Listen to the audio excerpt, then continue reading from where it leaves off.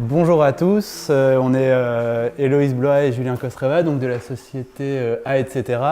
On est une toute petite structure composée d'anciens GSU. On était à la même époque que Mathieu à l'UTC.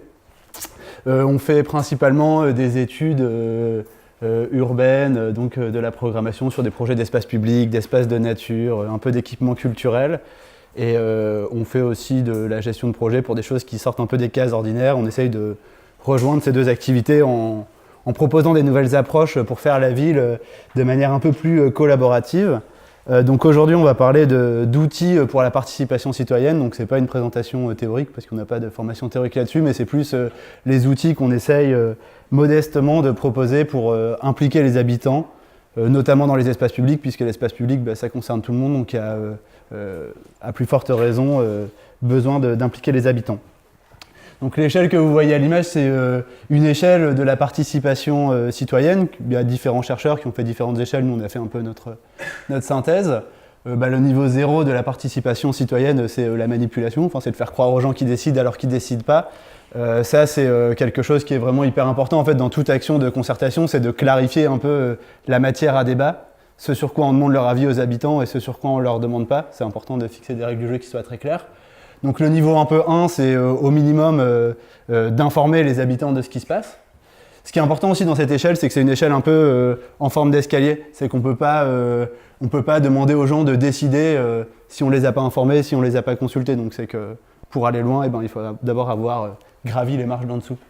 Donc l'étape un peu au-dessus, c'est la consultation. Donc c'est de demander individuellement aux gens leur avis, mais sans créer de débat collectif. Le niveau 3, c'est la conciliation, l'échange, la proposition. Donc là, c'est quand il y a des vrais échanges entre le maître d'ouvrage et les habitants. Le niveau 4, c'est la co-construction. Donc c'est quand il y a vraiment une démarche d'élaboration du projet et du programme en commun. Le niveau 5, c'est la codécision. Et le niveau 6, c'est la décision. Donc on va rapidement en fait illustrer un peu ces niveaux de participation citoyenne par quelques exemples que nous on a menés, puis après on va rentrer beaucoup plus dans le détail sur un projet qu'on a mené sur la petite ceinture ferroviaire de Paris. Donc le niveau 1 qui est l'information et la sensibilisation. En fait, peut-être un fil rouge de notre démarche, c'est que on dit qu'on fait de la participation citoyenne, mais ça ne nous amuse pas beaucoup d'aller à des réunions publiques, même si on le fait parfois et c'est nécessaire, mais dans les réunions publiques, il y a plusieurs biais. Il y a souvent une surreprésentation de personnes d'un certain âge, c'est plus compliqué pour les jeunes actifs d'aller à des réunions de concertation, il n'y a pas d'enfants, il y a plusieurs biais comme ça. Et un autre biais qui est important aussi, c'est que tout le monde n'est pas forcément à l'aise avec la prise de parole en public. Donc nous, on essaye de sortir un peu de ces cadres-là, en faisant de la concertation directement sur le terrain, et y compris en recueillant individuellement les avis des habitants. Donc le premier niveau, c'est l'information et la sensibilisation. Donc là, on aime bien associer plein de compétences pour parler différents langages en fait. Ce qui est important, c'est que si on veut faire de la concertation, c'est important de parler des langages que les gens sont capables de comprendre. Donc tout le monde n'est pas à l'aise avec la lecture des plans. Donc c'est important de savoir trouver les bons outils, que ce soit des maquettes, que ce soit des petites vues en perspective, que ce soit des films, que ce soit de l'écriture. C'est important de parler des langages multiples pour s'adresser à tout le monde et pour que tout le monde puisse donner son avis. Un autre point important dans l'information, donc, c'est de montrer les choses sur site en fait, et de sortir des cadres des mairies et des réunions de concertation. Donc ça, c'est un exemple qu'on a mené à Londres où il y a eu un travail qui a été fait avec des artistes graphistes pour préfigurer sur site et montrer ce qui allait se passer. Donc ça permet aux gens, y compris qui lisent pas bien les plans, de comprendre exactement ce qui va se passer et éventuellement de donner ensuite leur avis. Donc ce que je disais au début sur un peu l'escalier, il faut d'abord informer les gens avant de leur demander leur avis. Le niveau 2, donc, c'est la consultation, c'est quand on demande individuellement aux gens leur avis. Donc ça, pour nous, par exemple, on a fait des formations avec des vieux routards de la concertation qui trouvaient que la consultation, ça servait à rien parce que ça pouvait donner lieu à de la manipulation et que c'était plus intéressant de créer un débat collectif. Mais pour nous, c'est quand même important de demander aux gens individuellement leur avis, pour les raisons que j'ai évoquées au début, parce qu'il y a des gens qui ne sont pas à l'aise avec la prise de parole en public. Donc on a des méthodes qui sont très simples, juste demander aux gens de décrire l'espace tel qu'il est aujourd'hui en 3 mots, et de décrire ensuite en 3 mots tel qu'ils voudraient qu'il soit, avec des post-it et des choses toutes simples. Et après, on peut visualiser ça avec des nuages de mots, et plus le mot est ressorti souvent, plus on le met en gros, et ça permet déjà d'avoir un peu une vision de comment les gens perçoivent l'espace et comment les gens auraient envie que l'espace soit. Donc là, l'exemple qu'on voit à l'écran, c'est un exemple de la petite ceinture que Loïs va développer plus tard. Sur la consultation, un autre point qui est important, en fait, c'est que je pense en GSU notamment, vous faites des fois des petits exercices de concertation ou de consultation. Les gens ne se projettent pas toujours, et nous, on aime bien en fait essayer de décaler les choses pour que les gens puissent donner leur avis. Donc ça, c'est un exemple de ce qu'il a fait notre troisième associé Michael à Londres, où il y avait des débats sans fin sur est-ce que ce jardin devait être accessible au public, c'est compliqué, c'est un jardin victorien, encaissé, blablabla. Il n'y a pas d'enfants de toute façon, on est dans la city, enfin il y avait des débats longs. Et le parti qu'il a pris, c'est de dire le temps d'un week-end, on construit un escalier avec les services de la mairie, on le rend accessible au public, on a une évaluation rigoureuse, on voit ce qui se passe et ça nous permet d'avoir un avis plus éclairé sur l'intérêt de rendre ce jardin accessible. Justement, Michael, donc là on a mis plein de photos de lui. Le niveau 3, c'est l'échange, la proposition, la consultation. Donc c'est de créer vraiment les conditions d'un débat collectif. Y compris, là on le voit à l'écran, avec les écoles, de cibler vraiment toutes les catégories d'usagers. Et voilà, un truc qui est important pour nous aussi, c'est de faire des diagnostics en marchant avec les habitants et de passer du temps sur site avec les habitants pour qu'il y ait un vrai échange. Le niveau 4, c'est la co-construction. Donc c'est vraiment de participer avec les habitants à l'élaboration d'un programme et ensuite éventuellement d'un projet architectural. Là, ce qu'on voit à l'écran, nous on y a participé très modestement, mais on a travaillé nous sur le programme d'un parc et en parallèle il y avait une agence qui faisait la concertation et en fait on a créé un jeu vidéo, une sorte de SimCity qui permettait aux gens de travailler avec des briques programmatiques pour montrer ce qu'ils voulaient dans le parc et ça permet de toucher d'autres publics, notamment les enfants. Donc sur la co-construction, ce qu'on aime bien nous, c'est éventuellement, donc il y a de la co-construction au moment du programme, il y en a au moment du projet architectural, urbain, paysager, et il peut y en avoir aussi au moment du chantier, donc inclure des chantiers participatifs. Donc on a vu tout à l'heure l'exemple d'un four à pain. Enfin voilà, faire participer les gens, c'est aussi l'occasion de créer quelque chose de collectif. Et donc ensuite, le niveau un peu au-dessus, que nous, on n'a jamais vraiment mis en œuvre, mais c'est la codécision. C'est quand le pouvoir, le maître d'ouvrage, la collectivité, se met vraiment sur un pied d'égalité avec les habitants. Donc là, on a mis à l'écran un exemple dont vous avez peut-être entendu parler, c'est un appel à projet qui s'appelait Réinventer Paris. En gros, c'était la ville de Paris qui voulait reconvertir 23 de ses sites et qui laissait un peu carte blanche à des porteurs de projets, donc qui regroupaient des programmistes, des architectes et des utilisateurs pour proposer un usage un peu clé en main. Donc là, la ville de Paris était clairement en retrait sur le programme, elle ne définissait pas un programme, mais elle laissait des porteurs de projets associatifs, privés faire la ville. Ça pose beaucoup de questions en termes de rémunération, des prestations intellectuelles, etc. Mais c'est des choses qui sont quand même intéressantes parce que c'est vraiment des nouvelles manières de faire la ville où le pouvoir public ne prétend pas être omniscient et il laisse aussi les associations, les promoteurs, les futurs utilisateurs proposer des choses sans trop les cadrer au départ. Ça, c'est un peu pour l'anecdote, c'était le projet que nous on avait soumis, qui arrivait en phase finale mais on n'a pas gagné. Avec Switch. Avec Switch, donc Mathieu Lebouris qui parlait avant. Le niveau un peu au-dessus, c'est la décision. Donc on voit que dans certains cas, certains élus qui sont plus sensibles à ces thématiques-là, en fait, mettent la collectivité au service des habitants et c'est quasiment les habitants qui deviennent maîtres d'ouvrage. Donc on a un peu ce cas-là à Nantes avec Johanna Roland et là ce qu'on voit à l'écran c'est le budget participatif de la ville de Paris. Donc je ne sais pas si vous en avez entendu parler mais c'est 5% du budget d'investissement de la ville de Paris maintenant qui passe par le budget participatif. Donc c'est des habitants qui proposent des idées et ensuite la ville est vraiment pas là pour dire ça c'est bien, ça c'est pas bien, elle est là pour dire ça c'est faisable d'un point de vue technico-économique et ensuite les habitants votent sur les projets qui sont faisables et c'est les projets qui sont voulus par les habitants et ensuite votés par les habitants qui sont réalisés. Et donc maintenant, on va présenter plus en détail le projet de la petite ceinture, qui est un projet qu'on a mené récemment et qui nous a permis de synthétiser un peu une bonne partie de ce qu'on fait. Ça a permis de tester pas mal d'outils et c'est aussi un budget dont une partie des crédits vient du budget participatif de la ville de Paris. Donc c'est un site qui était dans le 20e arrondissement. La petite ceinture, donc c'est une ancienne voie de chemin de fer qui faisait le tour de Paris avec des trains à vapeur. Donc ça fait 70 ans qu'elle n'était plus en service. Et par contre qu'elle était quand même entretenue par la SNCF. Donc on voit que c'est quand même... Il y a de la végétation, mais les rails étaient désherbés pour servir un peu voilà, de voies au cas où, on la gardait en réserve s'il pouvait y avoir besoin, un peu de marchandises, parfois, mais pas beaucoup. Et en fait, c'était surtout, ça reste encore aujourd'hui une des plus grandes friches de Paris intramuros. Donc, et c'est à la fois un patrimoine, comme vous le voyez, avec d'assez belles constructions métalliques. Et donc ça fait longtemps que la ville de Paris se pose la question de comment l'ouvrir au public, avec évidemment la High Line à New York qui sert de référence, qui a aussi refait bouger, je pense, beaucoup les choses. Le souhait de la ville de Paris, il y a des sections qui ont été ouvertes, mais là pour la suite, ça a été voilà, contrairement à un espace public où on va, là il est fermé, on va faire un programme, donc un cahier des charges, le donner à des paysagistes et des architectes, je sais pas qui, un groupement interdisciplinaire, et ensuite faire le projet, le livrer, inaugurer. Là, ce qu'ils ont souhaité, c'est avoir un processus plus itératif d'ouverture en fait, de pouvoir ouvrir, concevoir, tester, réajuster. En fait, ils ont voulu que ça se fasse plus progressivement.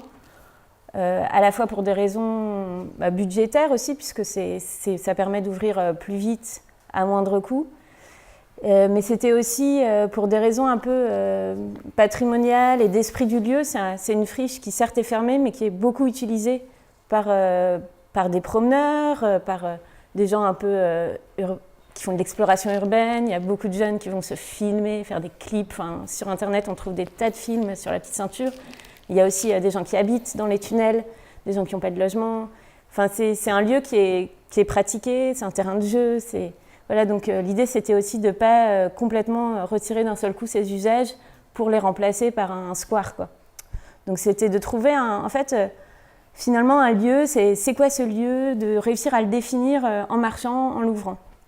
Et donc nous, on a eu la chance de pouvoir participer à cette ouverture pendant 6 mois, donc avec un groupement qui est toujours un peu constitué là, de notre groupe de gens regroupés dans les bureaux avec Switch à Pantin, puisque vous allez le voir, les compétences mises en œuvre sont très très variées pour pouvoir justement demander l'avis aux gens, faire en même temps, et voilà, et en même temps tout ça doit évidemment répondre quand même à des normes.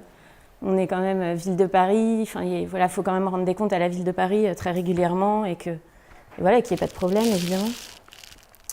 Donc on va vous montrer un peu voilà, le site entre 2 tunnels. Donc c'est dans le quartier de Ménilmontant.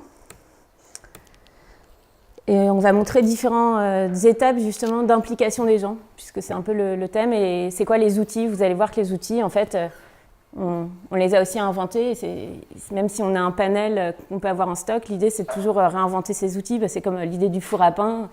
Voilà, ça vient en fonction du projet, du lieu. C'est bien de se laisser de la marge d'invention, quoi. Donc là, c'est une image d'un grand état des lieux de tout ce qu'on a trouvé sur le site.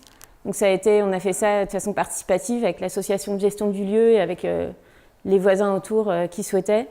Donc on a fait une grande collecte de tous les déchets qu'on a triés ensemble et on a mis des petites étiquettes un peu pour aussi décaler le regard sur ces déchets. Là, c'était panaché, énergisant, on a trouvé tout un tas d'objets. Et donc voilà, ça a été aussi une étape. Le diagnostic du lieu déjà a été fait avec les gens. Ensuite, on a aménagé cette espèce de base d'accueil, donc avec un container, une plateforme, avec donc voilà, les graphistes qui ont travaillé sur une identité graphique très colorée pour donner un signe au quartier que le lieu changeait de statut. Donc volontairement, il y a eu des débats par exemple dans l'équipe, parce qu'il y a beaucoup de taggers aussi sur la Petite Ceinture, est-ce qu'il faut que ça soit tagué ou pas? Et là, on a dit non, les tags, c'était la vie d'avant, et puis ça va continuer dans plein d'endroits de la Petite Ceinture. Là, c'est un endroit où on veut que tout le monde se sente bienvenu. Il faut avoir aussi des codes graphiques où tout le monde se sent familier, quoi. Après. Donc ensuite, on a ouvert le lieu tous les samedis après-midi. On a ouvert et on était juste là pour demander l'avis des gens, en fait. Juste être là, proposer du café, avoir quelques outils très simples, type post-it, qu'on va voir, et parler avec les gens de ce qu'ils connaissaient. Et voilà, déjà, plein de gens qui n'étaient jamais venus sur la Petite Ceinture sont venus, sont descendus. Il y a plein de gens qui ont leur logement qui donnent dessus, carrément. Donc, ils sont venus, on échangeait, on regardait ensemble des choses. On a vu justement, par exemple, un public très important qui est venu, c'est les familles avec des jeunes enfants. qui finalement, c'est vrai que dans Paris, tout le monde en appartement, c'est un public qui a besoin de sortir et qui connaissent par cœur les 2-3 squares de leur quartier. Donc dès qu'il y a un nouveau lieu, ils affluent. Et on voit aussi là avec cette espèce d'espace cabane complètement improvisé, ça c'est eux qui c'est juste de l'observation d'usage. Avec ce qui était rigolo, c'est de voir que les parents ils laissent complètement leurs enfants jouer. Et à gauche, ça c'était une écrivaine du quartier qui a proposé une histoire pour le quartier, pour les enfants qui venaient. Il y a pas mal de gens qui ont demandé à faire du jardinage. Donc on a organisé un espace jardinage permaculture. Et ça aussi, ça a été super intéressant dans la continuité. Ce qu'on voit aussi, c'est que par exemple il y a eu peut-être 120 personnes qui ont demandé à ce que ça soit un endroit de jardinage. Et puis finalement, il y a 8 personnes qui ont vraiment jardiné. Donc ça aussi, c'est bien d'essayer les choses sur la continuité, parce que ça ne servait à rien de faire un espace jardinage super grand si finalement il n'y a que 8 personnes qui sont là pour l'entretenir. Là, c'est un exemple avec un switch, un collègue de Mathieu, qui fait de la sérigraphie. Donc c'est aussi un autre outil.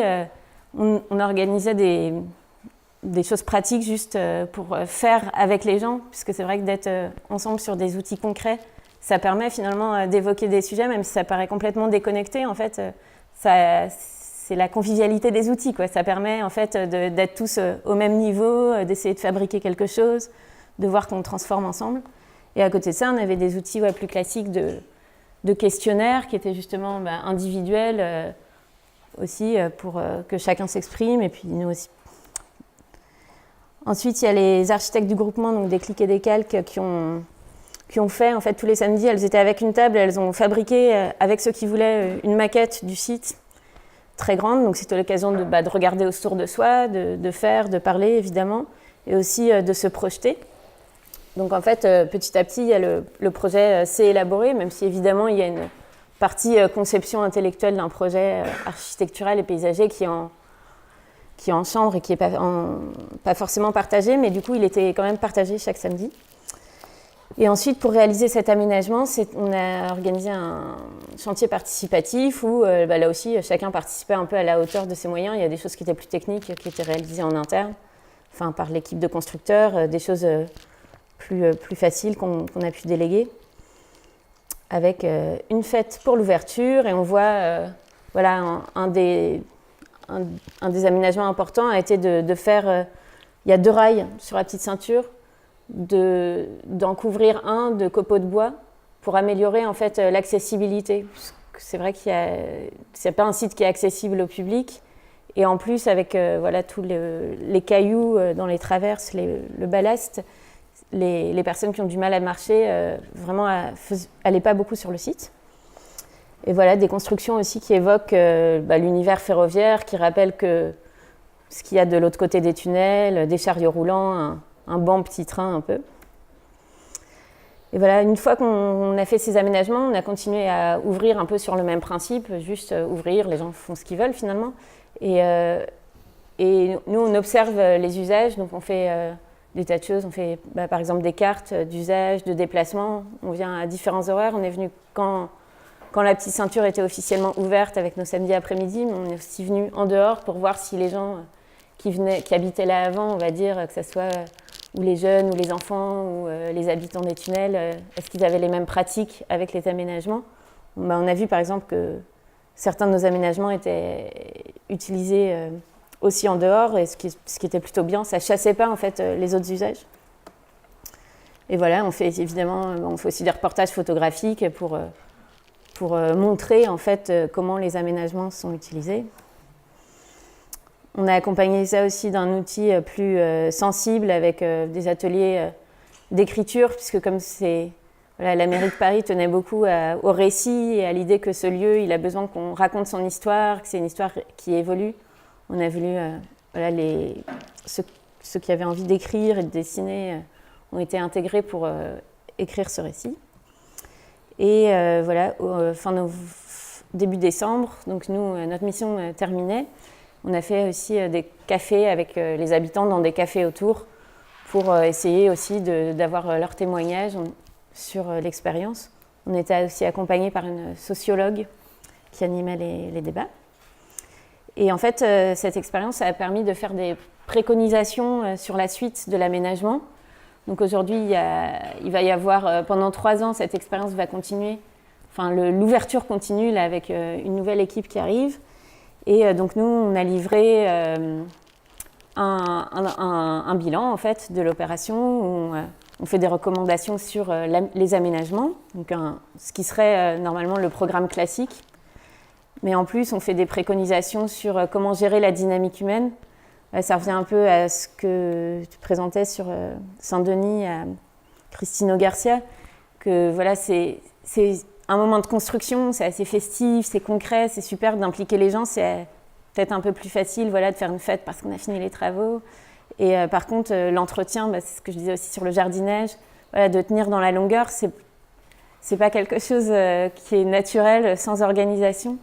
Donc on a proposé une façon aussi de continuer à animer la dynamique humaine et qu'il y ait des nouvelles personnes qui viennent aussi, puisque l'idée, c'est pas que ça soit un jardin partagé qui est réservé à 10 personnes du quartier, c'est bien que ça continue à être partagé par le plus grand nombre dans le quartier.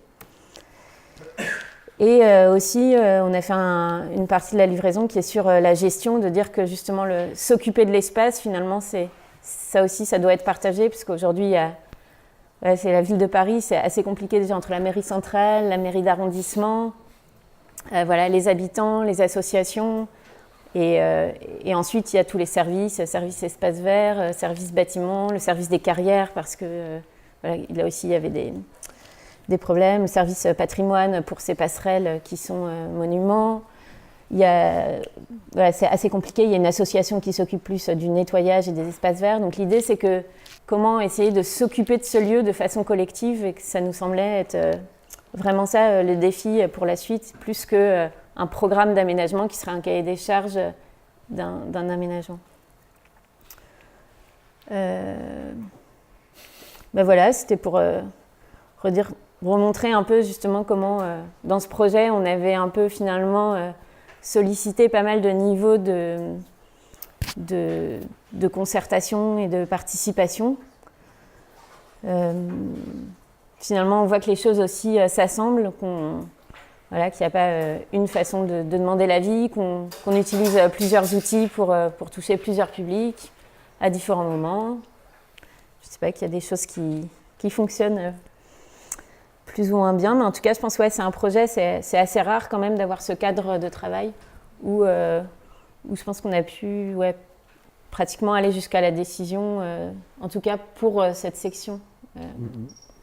Et par contre, ce qu'on a vu, nous, c'est que ça demandait par contre un temps très important, parce que ça demande une très très grande disponibilité et finalement des compétences très variées. Il y avait des graphistes, des architectes. Donc finalement, c'est assez rigolo de comment un processus assez, on dirait, low-tech et très simple, puisque c'était genre faire des fêtes, les marranchons, le show, je ne sais pas quoi, des choses hyper simples.